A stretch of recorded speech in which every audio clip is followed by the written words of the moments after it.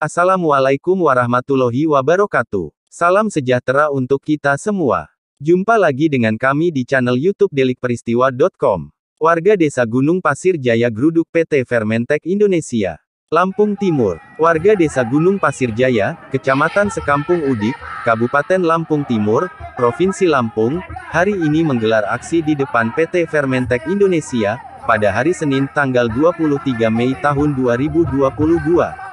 Menurut pengakuan warga setempat, warga sudah tidak tahan lagi dengan bau yang tidak sedap, dan abu dari batu bara yang diduga dikeluarkan oleh PT Fermentek Indonesia tersebut. Warga juga mengatakan kalau limbah dari pabrik tersebut dibuang di aliran sungai kecil yang ada di belakang pabrik tersebut. Sedangkan warga setempat yang mayoritas sebagai petani merasa resah, sebab akibat hal itu, sungai mengalami pendangkalan. Sehingga kalau turun hujan menyebabkan ladang warga terkena luapan air sungai tersebut. Sehingga warga menjadi merugi, bahkan ada yang sampai gagal panen. Selain itu, air sungai yang tadi jernih, sekarang berubah warna menjadi hitam. Dan apabila terkena kulit mengakibatkan gatal-gatal. Aksi kali ini dipimpin langsung oleh Kepala Desa Gunung Pasir Jaya, Bapak Yudo Rusmono.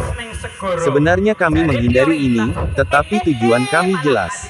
Semua untuk kepentingan masyarakat, ujar Yudo ketika diwawancarai oleh awak media di sela-sela aksinya pada Senin, tanggal 23 Mei tahun 2022 di depan gerbang PT Fermentek Indonesia. Yang terbaru adalah PT Fermentek Indonesia masuk ke dalam zona merah dalam penanganan limbah. Jadi artinya, warga sekitar menghirup udara yang kotor. Tegasnya, salah satu contoh limbahnya adalah limbah batu bara yang tak tampak oleh mata, menyerupai partikel. Itu sangat berbahaya, ujarnya. Disinggung soal penerimaan karyawan yang dilakukan oleh PT Fermentek Indonesia, Yudo mengungkapkan bahwa banyak warga dari luar wilayah yang bekerja. Jadi data yang dikeluarkan oleh Fermentek itu adalah bohong. Setelah kami cek, by name by address, ternyata warga sekitar hanya 19% saja. Bebernya, Yudo berharap, minimal kesepakatan antara Fermentek dan desa itu dibangun. Sebatas operator kami harap itu diprioritaskan. Jangan jadikan kami penonton, dari menghirup limbahnya, sampai dampaknya ke lingkungannya. Harapnya, di akhir wawancaranya, Yudo mengatakan bahwa CSR dari PT Fermentek Indonesia selama ini tidak jelas. Selama ini tidak jelas. Kami juga ingin tahu, berapa CSR untuk lingkungan. Tutupnya, penulis, Agus Suryadi. Editor, Agus Juru Batin.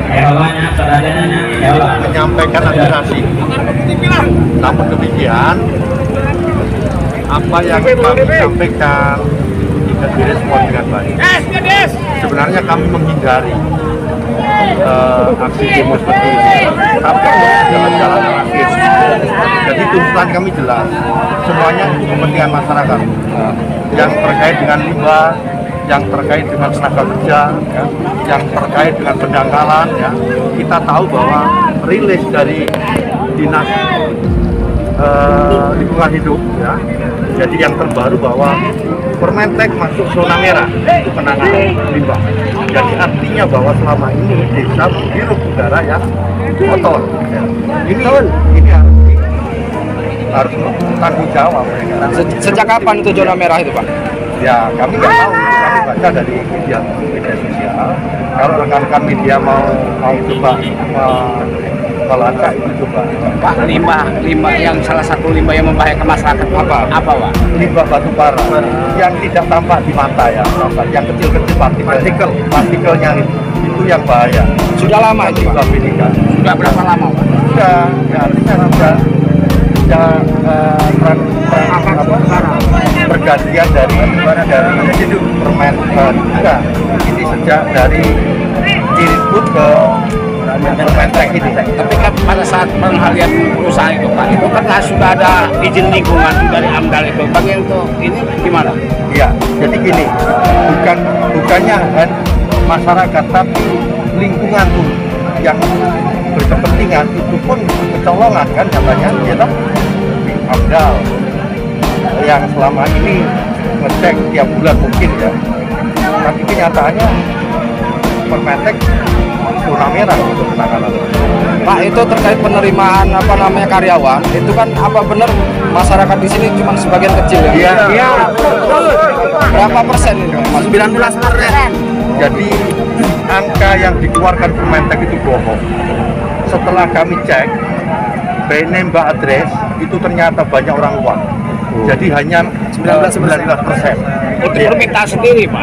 Ya, Permintaan dari desa bagaimana permintaan? ya minimal kesepakatan ini juga dibangun.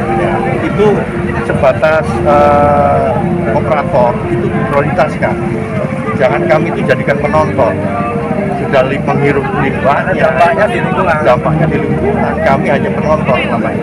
Terus CSR sendiri sudah ada, Pak? Ya kami secara real karena nggak tahu ya, Pak.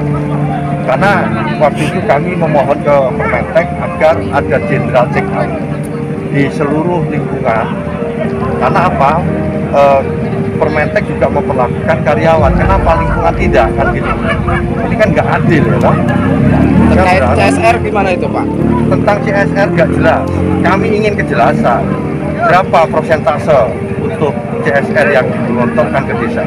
Kami tidak ingin menggagai menguasai CSR, tapi ini adalah hak lingkungan. Ya, toh? Selama ini seperti apa bantuan CSR-nya? Bantuan nggak jelas lewat BPJS ya jelas ada ya, toh? Ketika ada ulang tahun itu berbentuknya proposal ya, itu uang dari mana kan kita nggak jelas. Artinya kalau jelas begini, dalam 1 bulan berapa sih keuntungan ya, toh? Keuntungan Permentek diambilkan berapa persen dari keuntungan itu jelas, kami tinggal mengalihkan 1 tahun berapa. Ini enggak, kami nggak pernah diajak bicara ya. Tapi dengan adanya permasalahan limbah, ada belum Pak, masalah masyarakat yang jadi korban?